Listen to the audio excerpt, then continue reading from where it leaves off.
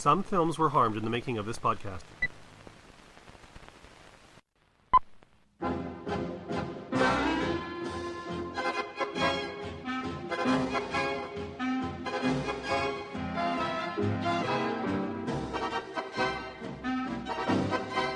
From Edmonton, Alberta, Canada, and the palatial FYC studios, you are listening to For Your Consideration, Podcast featuring roundtable discussions, reevaluating the cinematic canon of past masterpieces and modern classics.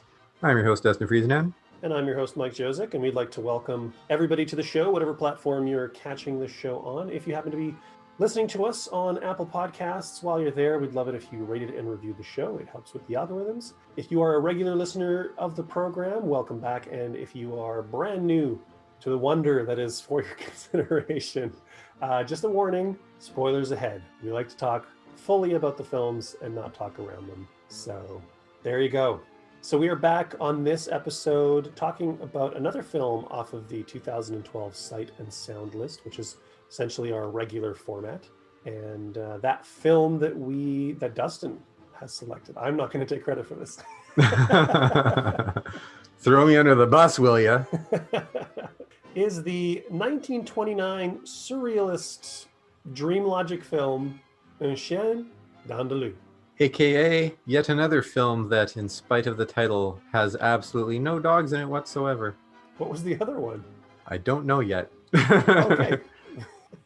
Well, it's another film where the title doesn't seem to make any sense, does it? So this was Dustin's pick, and it is a short film. It's I guess widely regarded to be one of the more well-known, possibly the most well-known short film.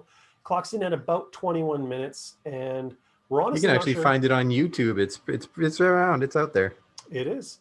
It being a short subject, anything that's kind of deemed feature length is, I believe, 60 minutes or more.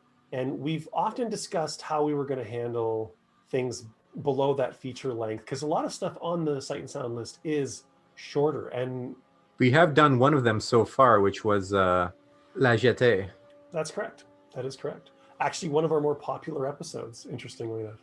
And I think we've kind of deemed that anything sort of in that 20 to 30 minute just kind of gets like a regular episode. I think anything below that, we might end up, like when we get to the Looney Tunes stuff, I think probably doing a few of them as part of an episode is probably a good idea. So this particular conversation is just going to focus on Chien Andalou. Whether or not it has the D apostrophe, we're not too sure because it seems to be in both ways. I think it is supposed to be. Well, actually, no, because I'm looking at the Wikipedia entry, and it's under Un Chien Andalou, and the film poster says Un Chien Andalou. I wonder if people are mistaking d'Andalou because when you hit that N and then roll into the A and Un Chien Andalou, it kind of sounds like that. But then if you're talking in French, you'd say like a dog from Andalou, an Andalusian dog, a dog of Andalou. It would be de Andalou, and which would get you the D apostrophe. Yeah. So like both versions kind of say the same thing. They're just slightly different. I think I'm going to go with Un Chien Andalou though, because that's kind of what everything is telling me here.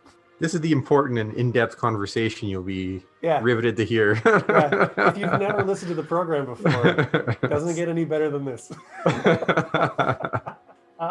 This is the first time I think both Dustin and I have checked this out. So I'm going to run through the credits quickly, and we'll get Dustin to do first remarks, and we'll roll right into it.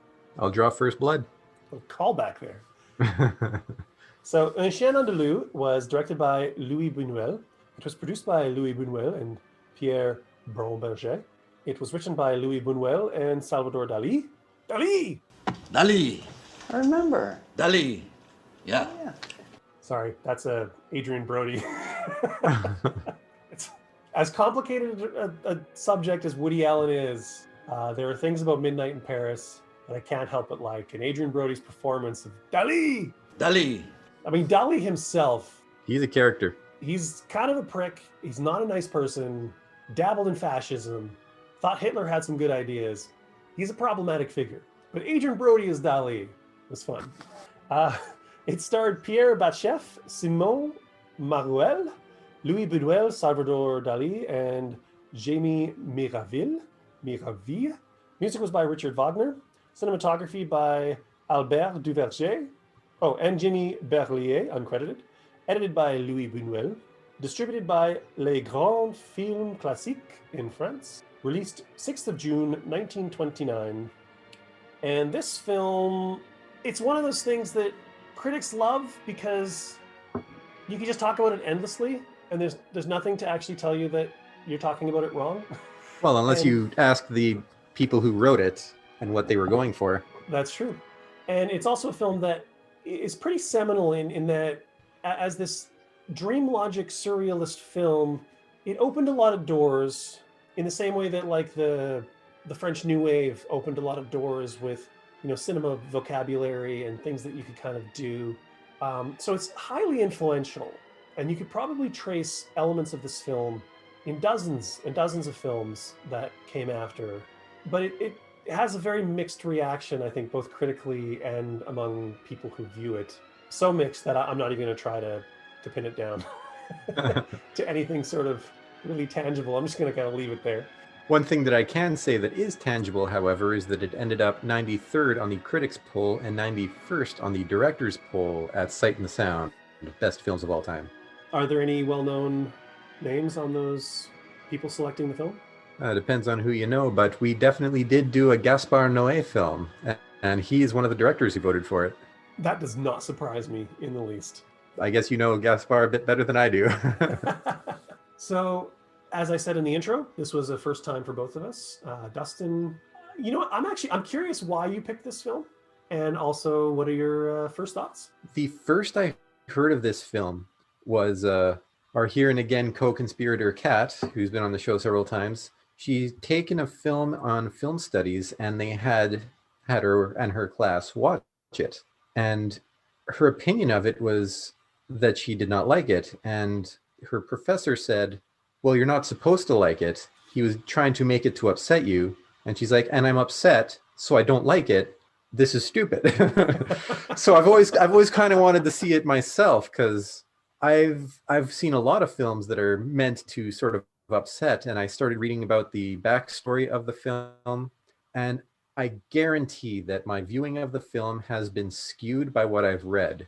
The story that I've read on this film is that Salvador Dali and the other writer sort of got together and wrote a film purely in an attempt to upset people. They wanted people to boycott them. They came to the premiere armed with tomatoes and or rocks, I forget which, expecting to have to basically fight the audience. That was their plan, because Salvador Dali apparently is an asshole. The plan was essentially, they both had dreams that sort of defied logic. And in this conversation, they were like, this should be a film. So they decided to write a film. They set out to write a film that had no intention other than to exist, an imagery that had no symbolism other than that it was there to be seen. And I think Dali was more disappointed, or he was more the provocateur. He wanted it to be, was it Stravinsky? The symphony that caused a riot back in like 1913 or something like that? God, for the life of me, I can't remember what it was called. Internet out there. Apologies for not knowing, but somebody probably out there knows. Put it in the comments. Rites of Spring or something like that. Anyways, so Buñuel did come with rocks in his pocket, expecting to possibly fend off attackers, and they were both disappointed that everybody loved it. I think Dali more so than Buñuel, but yeah. So that's what I'm going into this film with this idea that here's these people just being turds. So so my best comparison for that is looking at sort of the shock films of today. And I'm thinking, okay, this is basically a shock film from 1928, and it does not disappoint in that sense. Everything that they're showing, I can see as something meant to upset. They have the cutting open the woman's eye, which was very obviously a goat's eye when they switched to a goat's face, and the iris is rectangular. It's very obvious. It was apparently a calf. A calf. Either way, baby animal, cut open the dead animal's eye as part of the film for your special effects. And then you have scenes of him dragging a couple dead horses that are in pianos towards her. He tries to assault her sexually, so they zoom in on him groping her. And I could figure that in 1928, that would be very taboo, something that would be upsetting sexually. You have weird violence and essentially gore, which would be taboo. And then you have just weird moves, which are there to seemingly obfuscate and just confuse, such as when you're in the middle of the scene in that room, and then they say something along the lines of, what was it, 15 years later? And then it cuts to about 2 seconds later. They're just standing in the room in the same positions that they were. I think it was It's 16, yeah. Yeah, it's like you're just being a turd. You're just trying to be confusing for the sake of it. And that's sort of how I'm interpreting this film. You're just being turds. Only it's not even clever. I was trying to see if there was any sort of message or symbolism I could get from it, but I was finding absolutely nothing. And it was probably very much affected by that bit that I read beforehand. What are the ants coming out of his hand? Do they have any meaning? I don't think so. And honestly, it doesn't, because that's specifically not what they were going for. So what is even the point of the film? There is none. They just went and they did something. And all of a sudden you've got a bunch of critics who are suddenly up their ass about it, acting like it's great. And to me, it's very telling of a certain section of art critique. And that's people who are finding something where there's nothing to be found. And I find that an interesting topic in and of itself. I will disagree, because I was thinking the same thing. At first, I was looking for meaning, and then I gave up looking for meaning. And then I found out that there wasn't supposed to be any meaning, and finding out how many decades of searching for meaning there has been. And then also thinking in terms of art for art's sake, and like much in the same way that dream logic sometimes doesn't make any sense. Like Buñuel says, I had a dream of clouds bisecting the moon like a razor cutting an eye. I mean, that comes from somewhere. That comes from somewhere in his subconscious. It may not seem to have any logic, but there's always a logic to dreams, no matter how Yeah. absurd or crazy you get. I've had several dreams where I self-castrate, and I can very easily link that to things that were going on in my life. all right, maybe a little bit of TMI there. But so the whole concept of art for art's sake, because like, you know, I already mentioned that they were being provocateurs, and this was supposed to be a film to be provocative, and it worked. And it worked miraculously well. It actually got them another deal from somebody who wanted to give them $1 million francs to make another film. The fact that it didn't have meaning wasn't important. For me, it's important to me to know why an artist created art. It's why I love commentaries. It's why I love behind the scenes stuff. It's why I studied art history. It's like the why is at the core of my being, and I don't always get the answer to why, and it's frustrating. However, sometimes... And for me, just to give the opposite here, for me, the important thing of art is to make me feel something. So what they were going for doesn't necessarily matter as long as I feel something. Having some knowledge behind the scenes can make me interpret stuff in a different way where I feel it differently. But otherwise, that is the primary purpose of art for me, is to make me feel. Exactly. And that's the other side of the coin. As much as I want to know how much the intent of the artist is there and what that intent is, art is there to provoke us, to make us feel things. And it doesn't always happen the way they maybe intend it to. And it's very interpretive. So even though this film was made with to talk about, sorry to interrupt again, but to talk about if it didn't make you feel in the way that the artist intended, going back to Gaspar Noé and Irreversible, he was going for just a general dread, but Mike and I interpreted that as the dread that women might feel every single day, in the fear that they could be raped at any moment. And an irreversible thing could happen in their life that just changes absolutely everything. And we interpreted something that was not intended, directly intended, but...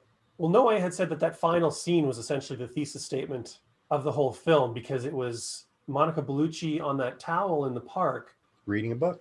Green, beautiful, and there was all the children and families around her, and it was symbolizing just how fragile life is and how fragile innocence is. And like we took the imagery in the film and some of the stuff in the film and kind of ran with it, which I'm sure Noé would probably encourage and enjoy, even though that wasn't necessarily kind of 100% the intent.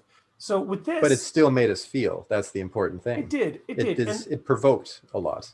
And this movie, to their dying day, like they said that this film was intentionally made without meaning. I don't think it's possible to make something without meaning because it's always coming from somewhere. So I think that's where the critics can kind of justify all the analysis. And even I saw him pulling those pianos with those two like religious figures, and I was kind of thinking like maybe this is symbolic of how, art tries to push forward, but it's held back by, religion. People who are just beating these dead horses of the same story over and over again, whereas something original is trying to push forward.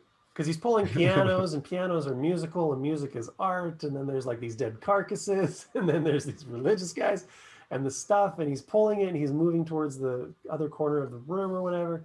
And, the woman is sort of cowering there because he's been assaulting her, and it's like, you could probably read a whole bunch of shit into that. I already did. That's the point where I kind of stopped myself. I think it needs to be acknowledged that what we do read into the film is what we read into the film, because the creators themselves said that they created it without that intent. And going purely off of dream logic, which then you can just directly compare it to any sort of dream analysis. If you think dream analysis is a complete waste of time because even though it's coming from somewhere, to actually figure out where it's coming from and what purpose or meaning that might have in anyone's life is completely irrelevant, then this film is completely irrelevant to you. Why would you care? But if you think that dream analysis has value, then this film would have value because that's effectively what it is.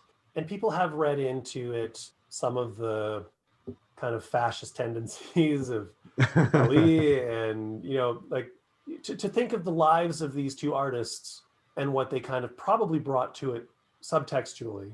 But if I run into anybody who thinks that they have a definitive take, I'd probably kick him in the nuts. So that guy who didn't give us, but told us that he had the definitive take of Eraserhead, you'd have that boot ready to go?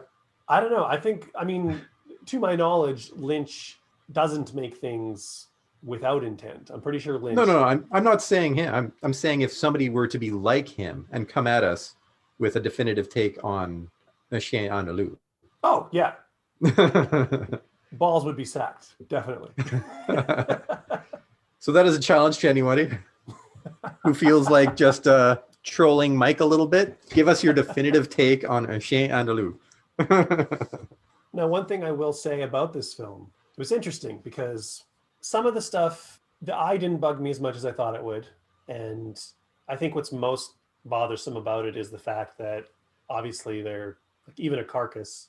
It kind of bothers me that there's chicken carcasses in the Egg and Alien as well, baking under the hot lights. Like whenever you use real innards and stuff, I always get like a little weirded out.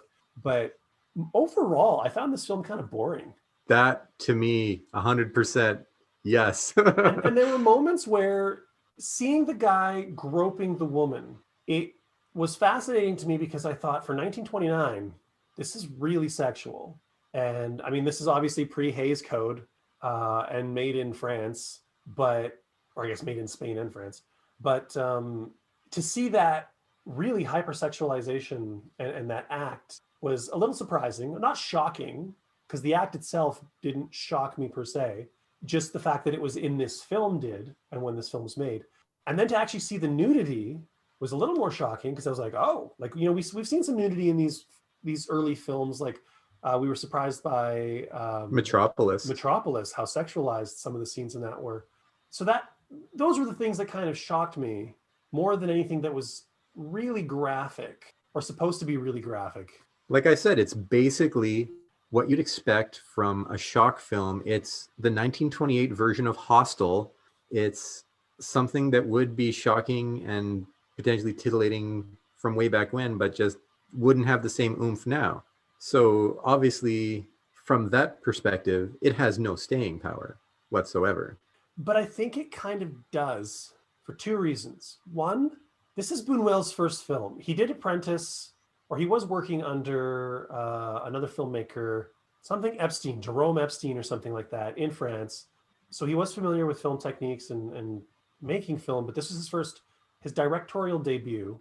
And I think it's highly accomplished. I think the special effects are actually kind of remarkable for the period and for the resources that they had. This was made for not a lot of money.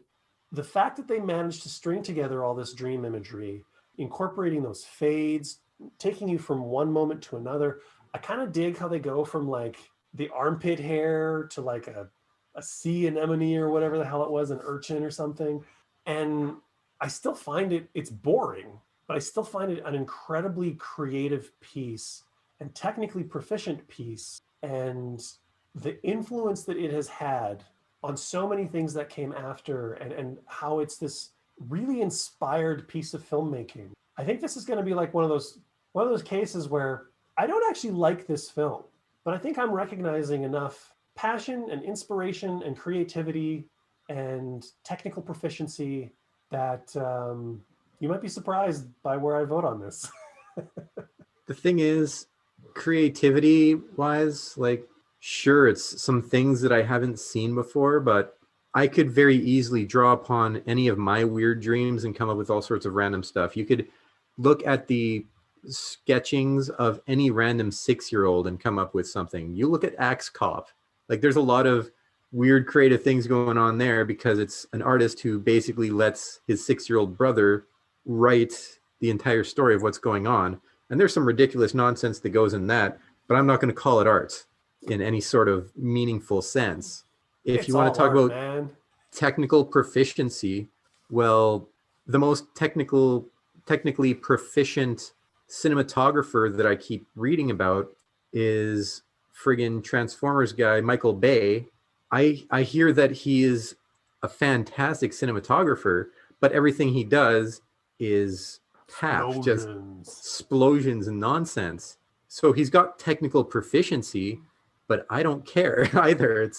There's got to be something in there. I can appreciate technique behind things. If I'm looking at a piece of pottery, I can appreciate the technique that goes in. I can appreciate the technique and the ideas behind cubist paintings, but I don't care. It means nothing to me. And so it becomes a very subjective thing where whoop-de-doo. It's technically proficient for 1928, which makes it something that is at best historical. It had a lot of influence, but so did the Hays Code. And we're not going to give that a thumbs up. Yeah, but the Hays Code isn't a film on the list. It's not a film on the list. I'm just saying it's a thing that had a lot of influence. If you were going to talk about things that had a lot of influence, there's a lot of influential works. Honestly, you could look at Iron Man. Iron Man has changed the face of blockbuster movies. Are we going to give that a masterpiece? It might. I would disagree with the selection, but I wouldn't be surprised if it makes it onto the 2022 list. It's highly influential. The entire superhero movie craze started with Iron Man. So it's highly, highly influential. And it is technically proficient. You got to give it that. But is it worth being a masterpiece? Does it have qualities that are timeless? Things that matter like that? And I think when it comes to influence, is it a timeless thing? And I'm not sure that it is. See, in the case of a movie like Snow White and the Seven Dwarfs, we came down on that one hard, despite it being a beautiful film. That was very technically proficient and very influential. But we felt that the narrative wasn't there to support it, and that was a problem. There were other problems as well, but that was like the biggest one, at least for me. But with that film, the intent was to tell a story. So that was failed intent in my mind. And with The Sixth Sense, which was another movie that we came down hard on, that was another film that had elements that we liked, but it didn't follow its own logic. So there were things about it that kind of fell apart, and it was not something that we thought, fit the masterpiece mold. But here, of course, we're talking not about a film with a plot per se. It's a film that is an abstract piece of art. It's an abstract work, and thus can only really be compared to other abstract pieces.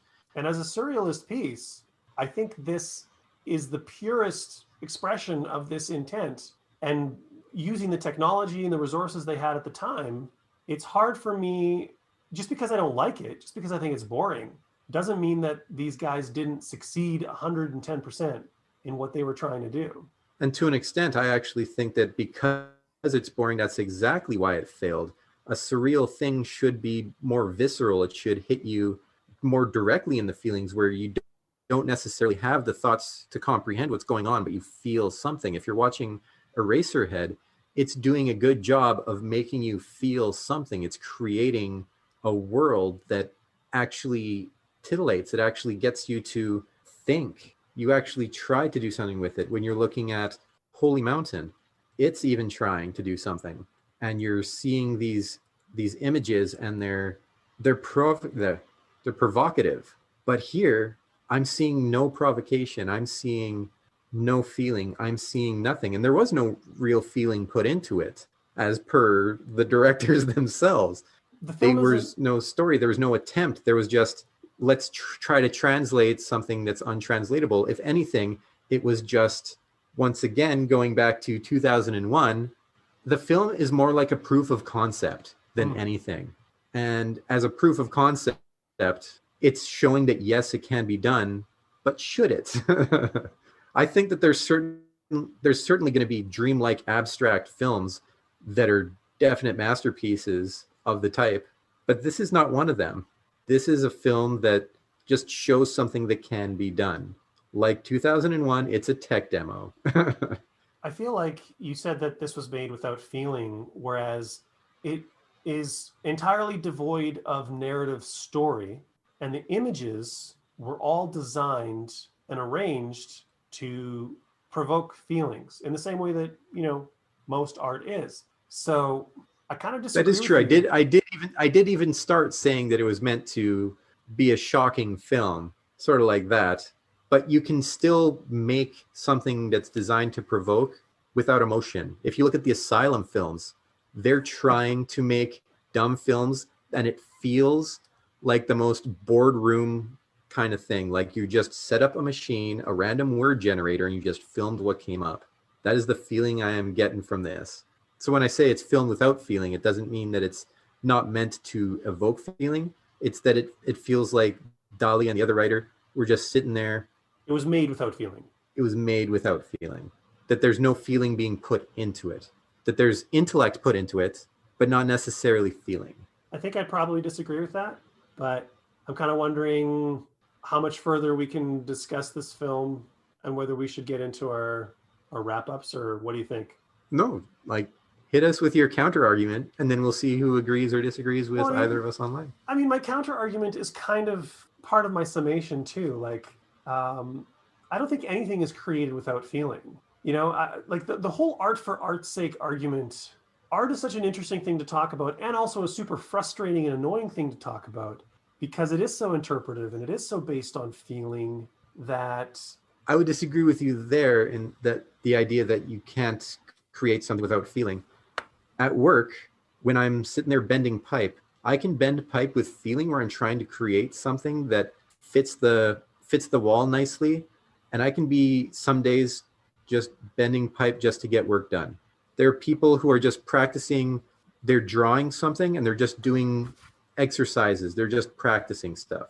An exercise doesn't necessarily have to be done with feeling. It's just working on your technical proficiency, working on this, working on that. You can write without feeling. You're just putting words to paper just to see if you can get the sentence structure a certain way.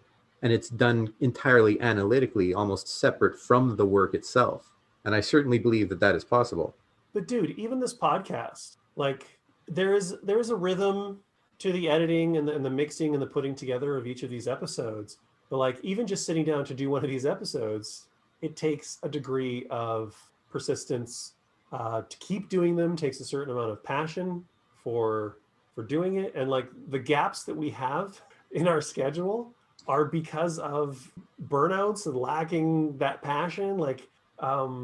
I think you can be drawn to things like work that you're paid for.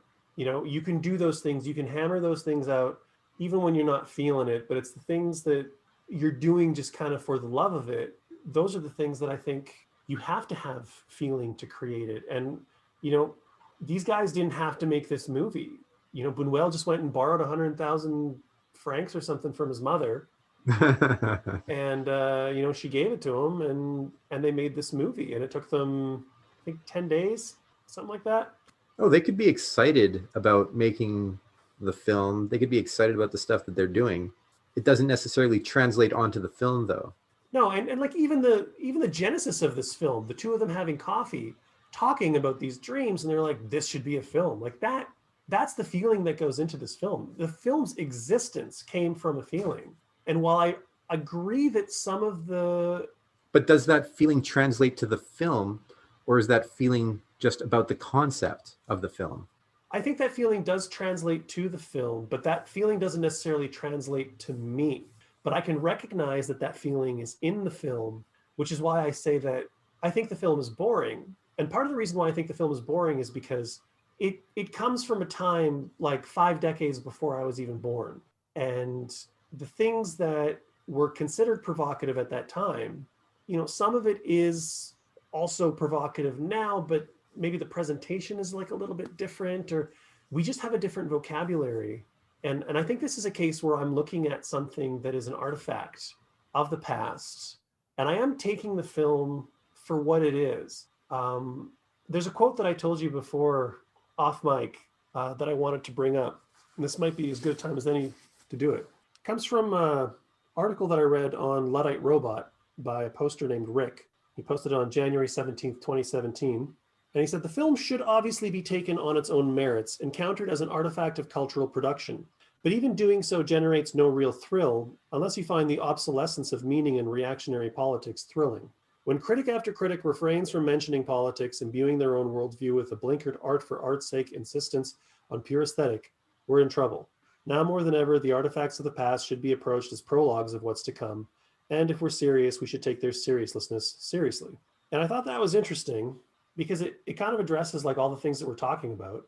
And it kind of spoke to me in the sense that, you know, this film is prologue. This film, you know, Buñuel, he continued to make films. Dali continued to work in films, just they didn't do it together because they had a falling out. It's been so influential. There's stuff to read into it, even though you don't have to read into it. I think it's an interesting film to be able to engage in or not engage in. Like there's this choice. You can take it for its meaninglessness. You can take its seriousness seriously. It's up to you. It's kind of like an early choose your own adventure in a way of art appreciation.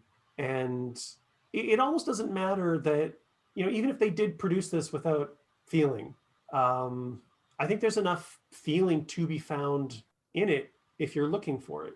You know, if you're looking for it, you could find feeling in all sorts of different things. I know, and honestly, most of what you're saying sounds to me like, let's put it in a museum because that's sort of where it belongs. And none of that speaks to it being a timeless masterpiece. As you said, influential, of its age, stuff that doesn't quite fit anymore. Museum. We're trying to figure out if this is a masterpiece, and I feel like you're arguing that you shouldn't throw it onto a bonfire. And that's about it. I do think, though, that it hits all of its markers that it sets out to hit. And its ambitions were actually greater than their ability to execute them. The film was supposed to end with the two main characters consumed by insects, and they couldn't afford to do that. So they ended it with them on the beach. And I think weirdly, if they were consumed by insects, if they were able to pull that off, just the shocking imagery of that, I suppose, might be more convincing. I think like, because this film wasn't wall-to-wall provocation, it wasn't like watching the first 10 minutes of Irreversible, which just leaves you fucking stymied. Like you're just battered. You have no idea like what you've just been through. I don't think the film needs to do that to have achieved whatever surrealist goals it set out to do. I don't have to like the film to recognize what I see as being a really strong achievement. Well, I agree. I say the same thing about A New World. I know. And like I judge A New World as a museum piece rather than a masterpiece, because while I think it's like one of the most beautiful things Malick has ever shot, even in its tone poem form, I think it loses its way. And that's 100% opinion, and I get that. But I mean, most art is. So. Whereas I think it captured the feeling and expressed it in a very visual way and in a way that would be timeless. Whereas when it comes to anything that's meant to shock and provocate, that can be very much a matter of the time and place. As you said, the language has changed. This has changed, that has changed. What is shocking has changed, which means that it's a product of its era and that's sort of where it's going to stay, in a museum. The most offensive thing about this film to me has been, over the last couple days, hearing how people are pronouncing. It's the film's name, the creators of the film. Like, man, the difficulty some people have wrapping their mouths and their minds around foreign languages is fucking painful. I was just bored. That's all I can say about it. It thank God it was only 20 minutes, because and you know what? It felt so much longer.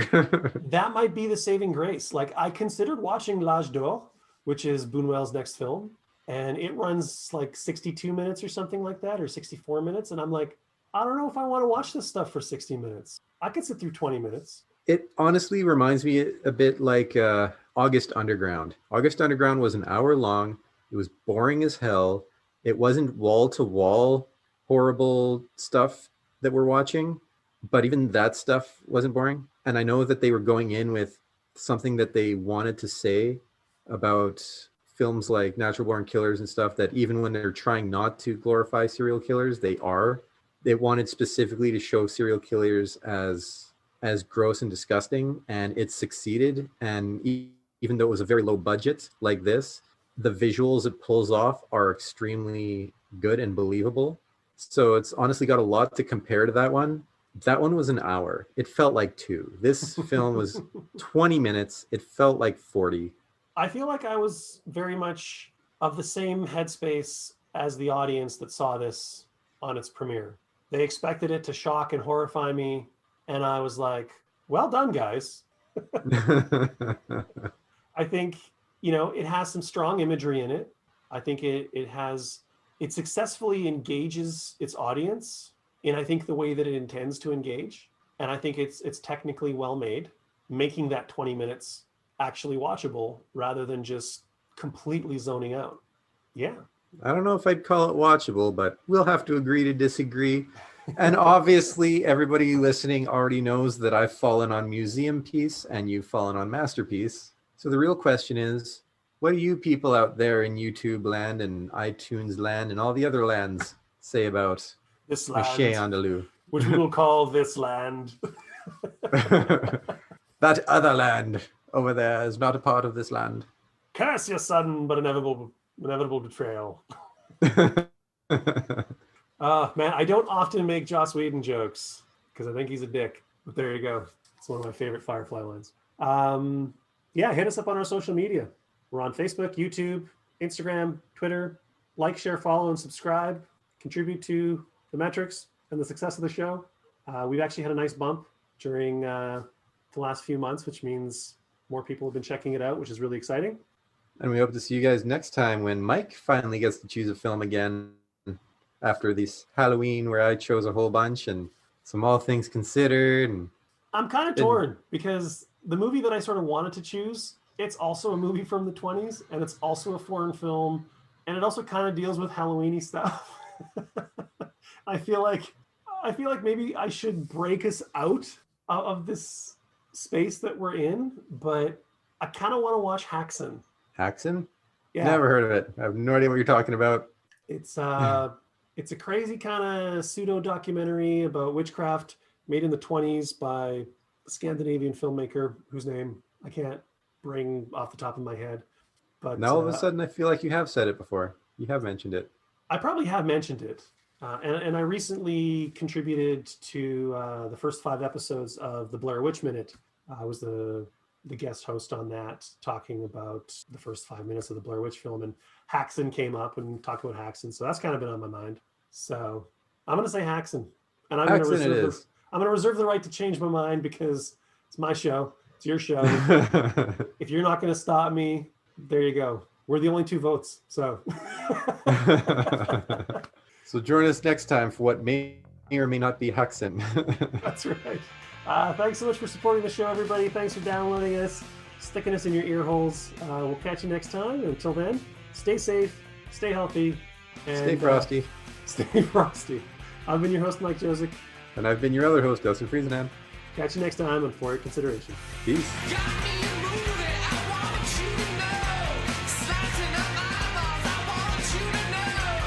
Get